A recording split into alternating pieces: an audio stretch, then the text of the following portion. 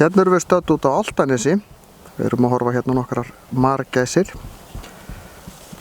Margæsin kemur hingað á Álftanesið og á fjörurnar hérna í kringum höfuðborgarsvæðið. Svona miðjan apríl eða seinnipartinn í apríl. Þær eru hérna í 4 til 6 vikur, flestar í 5-6 vikur.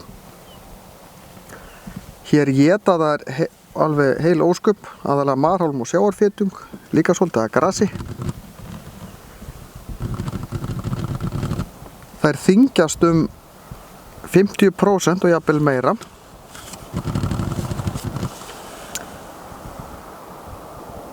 En þær eru að safna orku til þess að geta flogið til Kanada.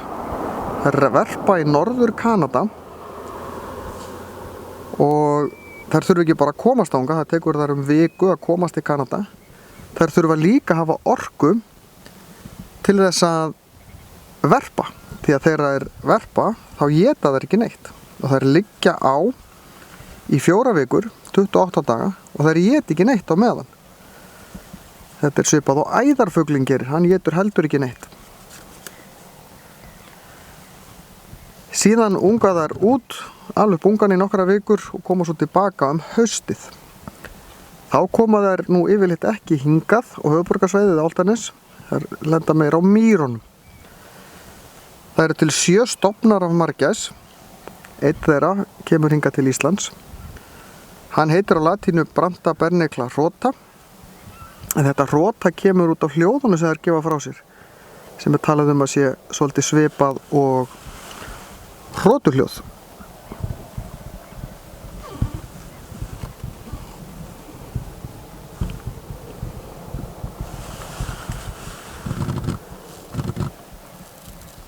Stundum er margæsinu ruglað saman við helsingja, en það er miklu meira hvítt á kviðinum á helsingja.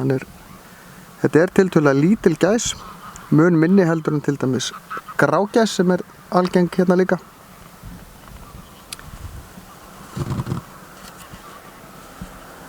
Fuglarnir koma hérna í þúsundatali, nokkur þúsund fuglar, og þeir skilja eftir sig á hverju einasta ári, einhvers staðar á bilinu 20 til 25 tonn af skít.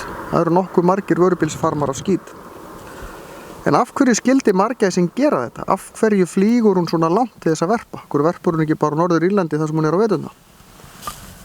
Jú, það er vegna þess að þar er meiri samkeppni fæðu.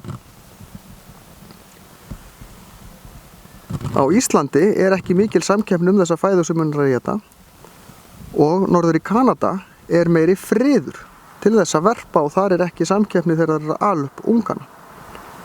Þannig að þær margæsir sem fóru að fara svona langt, þeim vegnaði betur heldur en þær sem fóru styttra og gátu alveg upp fleiri unga og þannig fóru þeir ungar líka að gera þetta sama og þannig koll af kolli og við erum með þá stöðu sem við erum með í dag. Þetta er ástæðan fyrir því að dýr almennt fara í löng ferðalög. Það einfaldlega bara virkar betur fyrir tegundina.